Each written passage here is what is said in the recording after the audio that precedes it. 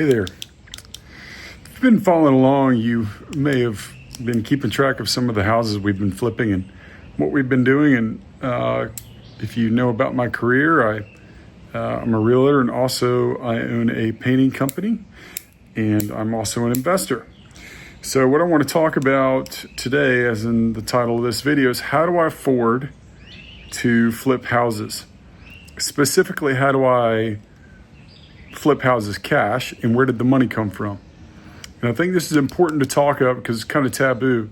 You hear a lot of people on the internet talk about private money lending and, how to make this much money in this amount of time and how to get rich quick and crypto and all sorts of other things. How to make $1 million, how to become a millionaire in a year, all this sort of crap. Pardon me, most of it's bullshit.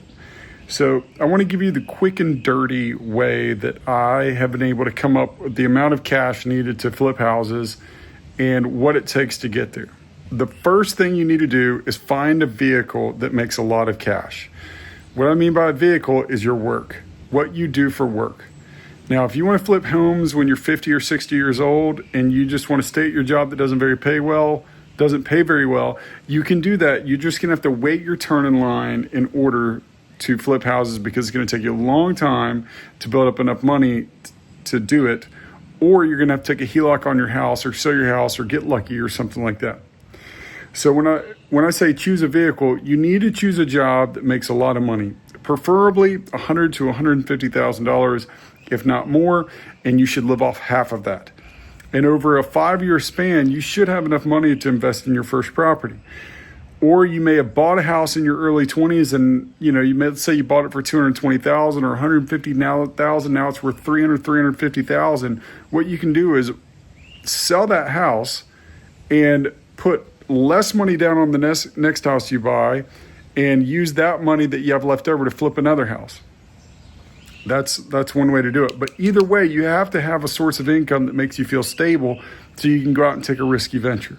And it's not easy. Not a lot of people have those jobs, and it is not easy. I'm not saying it's easy, but everybody's capable. Or you have to have a side hustle that pays real well, at least $40 to $50 an hour. It could be, I don't care what it is, does not matter. Anything service-based, or if you're selling something online or whatever the case is. But live off half of your income for as long as you can until you have enough money to do it. So number one is your vehicle. Number two, you have to educate yourself on the area to where you live very specifically and let that grow in area. Meaning, if you live in a subdivision, you should know how much every house costs in your subdivision or what it's roughly worth. That way, if one comes up for sale, or let's say the owner of it is your friend, or you see it's a distressed property in your neighborhood, you should know, based upon how much they sell for, how much you should buy it for, and how much you need to put in it in order to flip it. So let's say you have the cash and you live in a neighborhood that, let's say, has 150 houses in it. And let's say Barbara is 73 years old and Barbara is ready to sell her home, but everything needs updated. Well, let's say that house sells for $220,000. I would say that a good profit margin on any flip is 20 to 30%, which means you need to make roughly $40,000 to $60,000. So you need to be able to buy that house for roughly $100,000 to $120,000, put $20,000 to $30,000 in it and sell it between, or maybe even put $40,000 into it and sell it between $200,000 and $220,000. That's how I do the math in my head when I'm looking at properties that are off market. I'll drive by a house that's really beat up and I'll say, okay, if I know these houses in this neighborhood sell for in the 250s to 300,000s, I need to be at like 100 on this house if it's going to take 80,000 to get it up to that $250,000 quality mark, or even 300,000. So that's how I go about that math. So number one, you need a good vehicle to make money, to save money. Number two, you need to know everything about your area. And then as you get older and more experienced, you'll learn more about the surrounding area as well. So your field of view becomes wider and your opportunities become more. I have lived in Anderson, Clemson, Greenville. I've lived all over the place in South Carolina. I've lived in other states. I know about my market in depth. I don't know shit about Spartanburg, but in my general area, I can basically tell you what a house sells for, whether that's Anderson, Clemson, Greenville, Piedmont, Easley, you name it. I can spot check you because I constantly look at those sort of things. Instead of scrolling on, whatever, sometimes I'll just look up values, or I'll look up and see what's for sale and what's selling, what's not selling. Number three is you need to learn construction prices. So you need to learn construction prices and how much things cost to get things done. So if you can learn those things by looking it up, there's tons of resources online to figure out how much things cost, like drywall, paint, HVAC, framing, roofs, etc. If you can learn those things, it'll help you put numbers together to be able to tell you whether or not you're going to make money on a property or not, or where it's not worth the money, or your budget's going to go away. So those are the basic steps that I go by. Now, how did I make money? Okay, time to get into that now. I kind of skipped over some things, but I'm going to get back to how I made the money.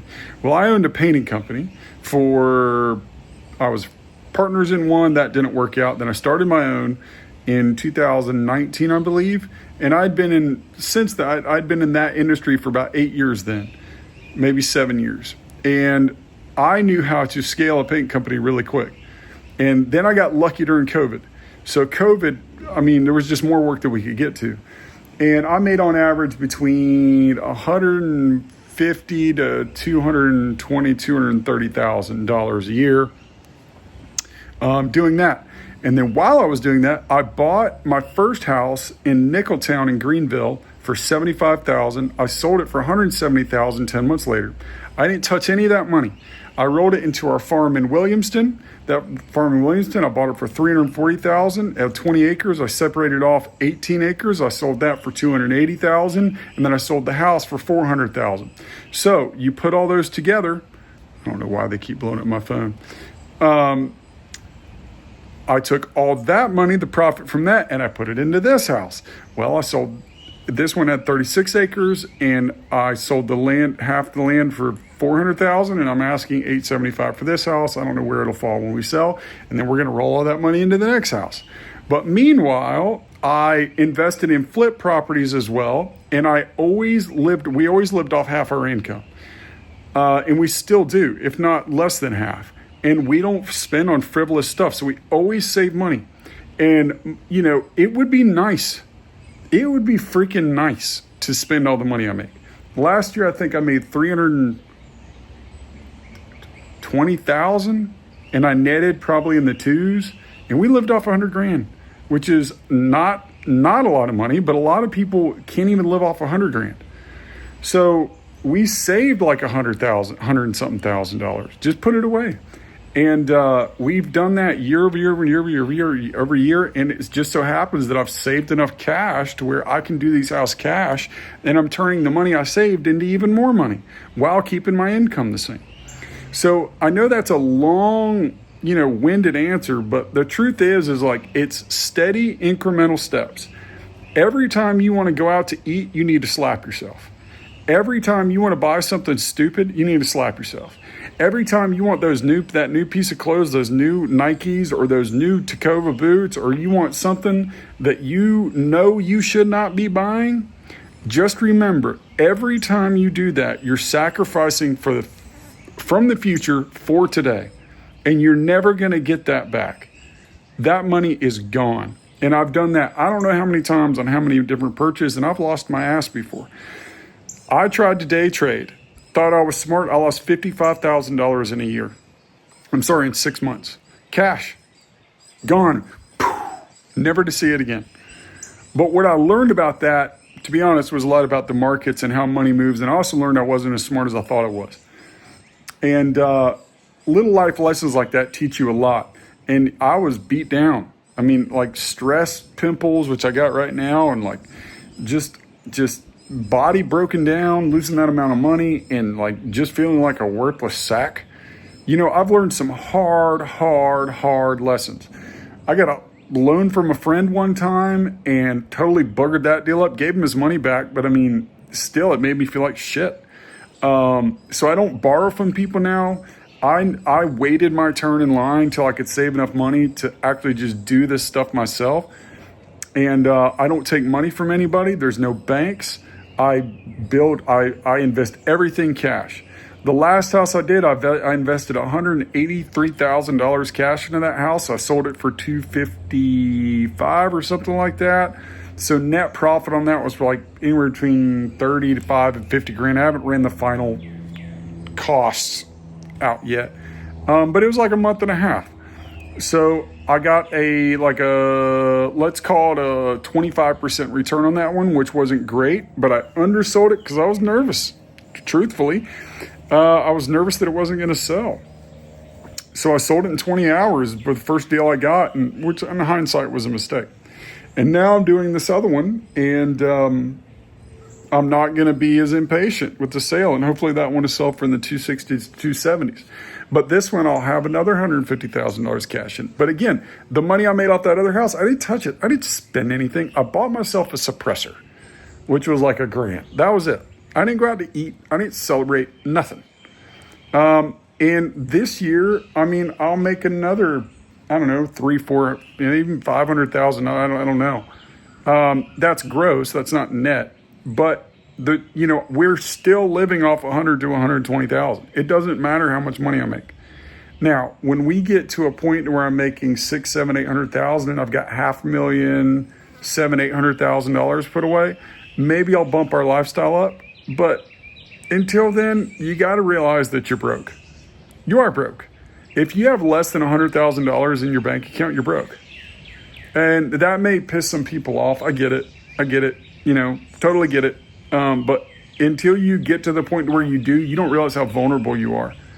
You don't realize how vulnerable you are to getting audited by the state, which I'm going through right now. And they're probably going to rip another 80 grand out of my bank account.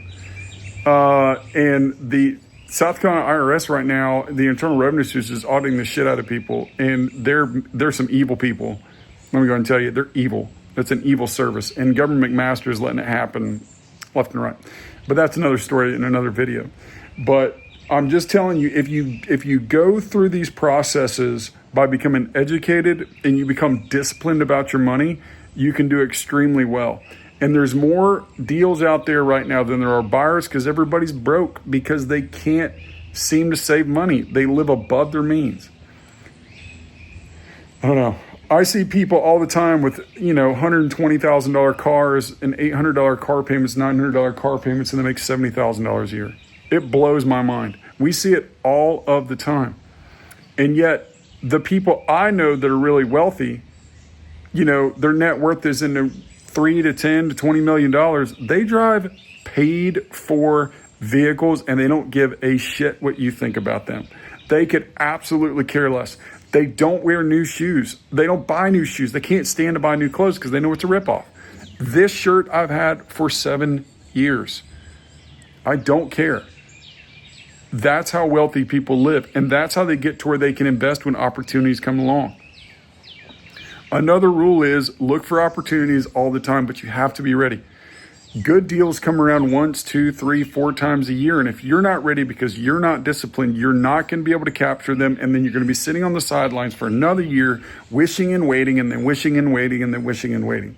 So you have to start today, and you have to start being disciplined, or you will never make it. And when you're 50, you're going to be pissed off about your life. And then you're going to be crying about how everything's too expensive because you're broke. That's just the truth. Wealthy people don't complain about pricing because they just don't buy stuff when it's overpriced. They look for deals constantly. That's how they get by in life. And the fools in this world, right, they always buy things they can't afford and they complain about the pricing. So I encourage everyone to not take this as me like belittling or boastful. I could care. God could take this away from me at any moment, so I don't care about what I have. But I feel like the information out there is not great, and hopefully, the few people who watch this get something out of it, and that's okay if you don't either. But I hope that you do.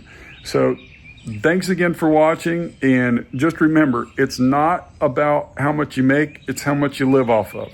And then get educated.